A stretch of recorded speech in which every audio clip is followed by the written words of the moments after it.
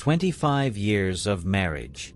A lifetime of love, trust, and shared memories, shattered in a single violent moment. The champagne glasses were still half full, the laughter of guests still echoing in the air, when she picked up that marble statue and bludgeoned her husband to death. What could drive a devoted wife to murder on the very night they celebrated their silver anniversary?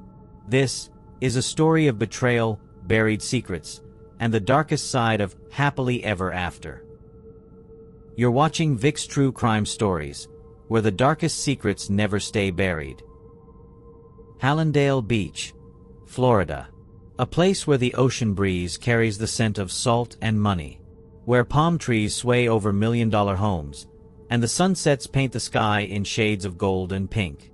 It was here, in this paradise, that Monica and Jonathan Whitney built what looked like the perfect life. High school sweethearts turned successful professionals. 3 grown children. A sprawling beachfront estate. 25 years of marriage, celebrated with a party that would be remembered for all the wrong reasons. The night of their silver anniversary was supposed to be magical. Twinkling lights. A live band playing soft jazz. Friends and family raising glasses to a love that had lasted a quarter of a century. Monica, radiant in a silver gown, smiled as she toasted the man she had shared her life with. "To my partner, my rock, my best friend," she said, her voice steady, her eyes locked on his. Jonathan, handsome in his navy suit, kissed her cheek and grinned at their guests. "Here's to another 25 years, he declared. But before the last champagne bottle was emptied, before the final guest had even made it home, one of them would be dead. Was it a crime of passion? A moment of madness when rage boiled over and reason snapped? Or was it something deeper, something that had been festering for years, buried under layers of secrets and lies? Because here's the thing about perfect marriages, they're rarely as perfect as they seem. And sometimes, the people who know each other best are the ones who hurt each other the most. By midnight, the laughter had faded. The music had stopped. The only sounds left were the crash of distant waves and the raised voices inside that beautiful, empty house. What happened next would shock a community, divide a family, and leave everyone asking one terrible question: how did it come to this? To understand how that anniversary night ended in bloodshed, we need to go back. Back to the beginning of Monica and Jonathan Whitney's story. Because what looked like a fairy tale from the outside was always more complicated than it seemed. They met in high school. Monica, the cheerleader with a sharp wit. Jonathan, the football star with big dreams. Young, in love, and convinced they could take on the world together. And for a while, it seemed like they had. By their late 20s, they were living the kind of life people envy. A beautiful home. 3 healthy children. Jonathan's construction business was thriving, and Monica had built a successful real estate career. They hosted barbecues, went on family vacations, posted smiling photos that made their friends sigh. The perfect couple, everyone called them. But perfect couples don't end up with one spouse dead on the kitchen floor. The first cracks started small. Jonathan had always liked poker nights with his buddies. Harmless fun, Monica thought. Until the night he came home at 3 a.m., smelling of whiskey, and admitted he'd lost $15,000. She was furious, but he swore it was a one-time mistake. He'd get it back. He always did. Except this time, he didn't. Over the next 5 years, the debts piled up like dirty laundry no one wanted to address. Bad investments. Borrowed money. Loans taken out against their home without Monica even knowing. While she was posting Instagram photos of their anniversary trip to Maui, Jonathan was draining their savings to pay off creditors. The worst part? He wasn't working alone. Monica would later tell police about the receipts she found. Hotel rooms booked on nights he claimed to be working late. Unexplained charges at jewelry stores. A second phone hidden in his golf bag. At first, she told herself she was imagining things. Then came the text messages. Dozens of them. Sent to a man named Reed Cadell, Jonathan's business partner. Messages that left no room for doubt about what was really going on. This wasn't just about money anymore. It was about betrayal. The kind that eats away at you, night after night, until you can't remember what trust ever felt like. Financial experts will tell you that money problems break up more marriages than almost anything else. Add infidelity to the mix, and you've got a powder keg waiting for a spark. Monica Whitney held that spark in her hands on the night of their 25th anniversary. The only question left was when, not if, it would ignite. The night of their silver anniversary began like a dream. Golden lights spilled across the Whitneys' oceanfront property, glinting off champagne flutes and jewelry as 50 of their closest friends arrived to celebrate. Monica had spent months planning every detail. The lilies imported from Hawaii, the jazz quartet playing their wedding song, the silver-rimmed plates holding delicate hors d'oeuvres. She moved through the crowd in a sequined gown that caught the light with every step, the perfect hostess, the devoted wife. Jonathan stood beside her during the toasts, his hand resting lightly on the small of her back. To the guests, they were the portrait of marital bliss. But those standing closest might have noticed how his eyes kept drifting to his phone. How his laughter came a beat too late. How when Monica raised her glass to speak, his fingers tapped an anxious rhythm against his thigh. "My love, my life, my partner in all things," Monica began, her voice steady despite the tremor in her hand. 25 years ago, we promised each other forever, through good times and bad, in sickness and health. The crowd sighed as Jonathan kissed her cheek, but his lips barely grazed her skin. "What I didn't know then," Monica continued, her gaze locking onto his, "was how many secrets could hide inside a promise." As midnight approached and the last guests drifted away, the house that had been full of music and laughter fell into an eerie quiet. The kitchen still smelled of the caterer's garlic shrimp and expensive perfume. Monica methodically loaded champagne flutes into the dishwasher while Jonathan poured himself another drink. "It's time you told me the truth," she said, her back still turned. The words hung in the air between them, heavy as the ocean humidity. Jonathan set his glass down too hard. "About what?" Monica turned then, and in her hand was his phone, screen lit with a new message. "Can't wait for tomorrow, handsome. Counting the hours." Sent from Reed. The name burned itself into Monica's vision. She knew Reed Cadell, had welcomed him into their home, had watched him shake her husband's hand at this very party. The argument that followed wasn't the shouting match neighbors would later describe to police. It was worse, a terrible, quiet unraveling. Jonathan's confession came in broken pieces. The gambling debts, the second mortgage, the months of lies. And Reed. Reed had been going on 2 years. Monica's hands found the marble anniversary statue on the counter, an elegant piece from their friend Horace. Heavy. Solid. Jonathan was still talking when she swung it the first time. The sound it made when it connected was nothing like in movies. Wet. Dull. Final. When the police arrived 43 minutes later, they found Monica sitting on the kitchen floor, her silver dress stained crimson, the statue resting in her lap like a grotesque souvenir. "He ruined us," she told the first officer through numb lips. 25 years, and he ruined everything. Upstairs, forgotten in the master bedroom, the party favors sat in their delicate silver boxes. Inside each one, a tiny clock frozen at 11:55, the exact moment Monica and Jonathan had exchanged their vows a quarter-century before. Time, it seemed, had finally run out. The aftermath of that terrible night spread through Hallandale Beach like ripples in a still pond. First came the family, 3 grown children who had to be told their father was dead by their mother's hand. Emily, the eldest, collapsed when detectives delivered the news. Michael, the middle child, punched a hole through his apartment wall. Sarah, the baby of the family at just 22, simply went numb. Within a week, all 3 had changed their last names on social media. Within a month, they'd packed up every family photo, every childhood memory, and put the Whitney house up for sale. Not one of them visited Monica in jail. The neighborhood reacted with a kind of collective shock that bordered on denial. Martha from next door, who'd borrowed sugar from Monica every Christmas for 15 years, told reporters she'd never noticed anything unusual. The mailman who'd delivered their bills for a decade suddenly remembered Jonathan receiving suspicious-looking envelopes. At the country club where they'd been members, people whispered behind their hands, dissecting every interaction, every glance, searching for clues they'd missed. The truth was, nobody had seen this coming, and that terrified them all.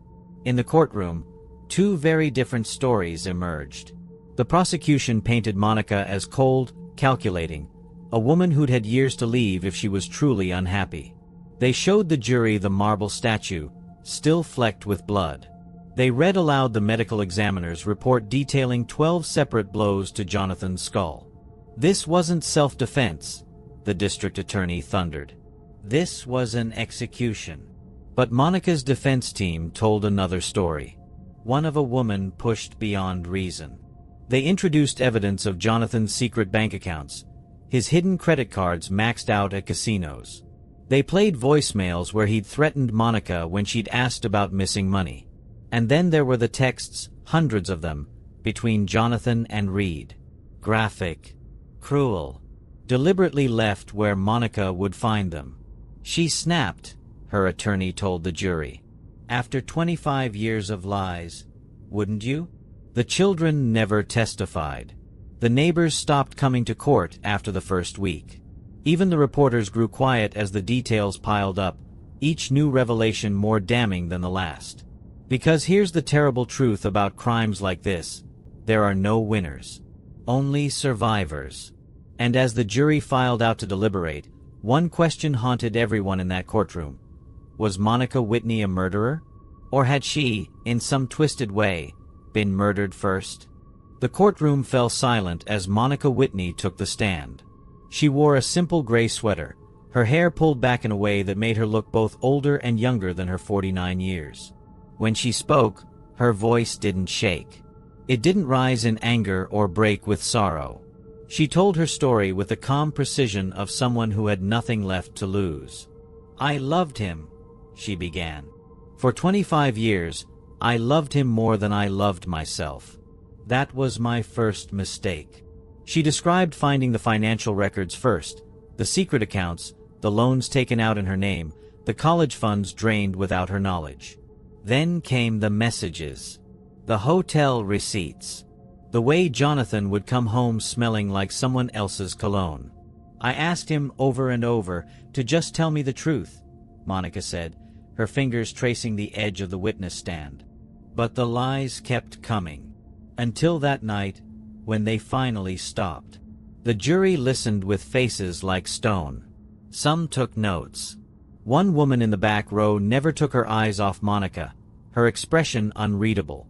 It took them 3 days to reach a verdict. 3 days where Monica sat perfectly still at the defense table, staring at her hands. 3 days where Jonathan's family wept in the hallway. 3 days where reporters camped outside the courthouse, speculating about what justice might look like in a case like this. When the foreperson stood to deliver the verdict, the air in the room turned thick. "Guilty," she said, "of murder in the 2nd degree." The judge sentenced Monica to 15 years, with the possibility of parole after 7. She showed no reaction as the sentence was read. No tears. No anger. Just a slow exhale, as if she'd been holding her breath for years. Today, Monica Whitney sits in a Florida prison, working in the library and teaching other inmates to read. Her children have never visited. Reed Cadell moved to California shortly after the trial and changed his name. The Whitney house sold to a young couple from New York who knew nothing about its history. And every year, on the anniversary of that terrible night, someone leaves a single silver rose outside the prison gates. No note. No name. Just a fragile, gleaming reminder of promises made and broken, of love that turned deadly, of how easily forever can become never again. The story of Monica and Jonathan Whitney leaves us with more questions than answers. Was justice served? Could this have been prevented? And perhaps most haunting of all, what would any of us have done in her place? Some stories don't have happy endings. Some don't have endings at all. They just become warnings etched in memory, cautionary tales whispered in the dark. This is one of them. Some stories leave scars that never fully heal. The tale of Monica and Jonathan Whitney is one of those stories, a haunting reminder of how love can curdle into something unrecognizable. Here was a woman who gave everything to her marriage. 25 years of devotion. 3 children raised. Countless sacrifices made in the name of keeping a family together. And here was a man who took that loyalty and twisted it into lies. Financial ruin hidden beneath expensive gifts, secret affairs disguised as business trips, an entire double life constructed while his wife played the dutiful partner. When we examine this tragedy, we're forced to ask uncomfortable questions. How many betrayals does it take to break a person? At what point does heartbreak become rage? There are those who will say Monica should have walked away. Others will argue she was already a prisoner long before that final, violent night. The truth, as it often does, lies somewhere in between. This wasn't just a crime of passion. It was the eruption of decades of swallowed pain. A moment when the human heart, stretched too thin for too long, finally snapped. As Monica serves her sentence, as her children try to rebuild their lives, as the community struggles to make sense of it all, we're left with one chilling realization. The Whitney's story could be anyone's story. The lies might be different. The breaking point might come sooner or later.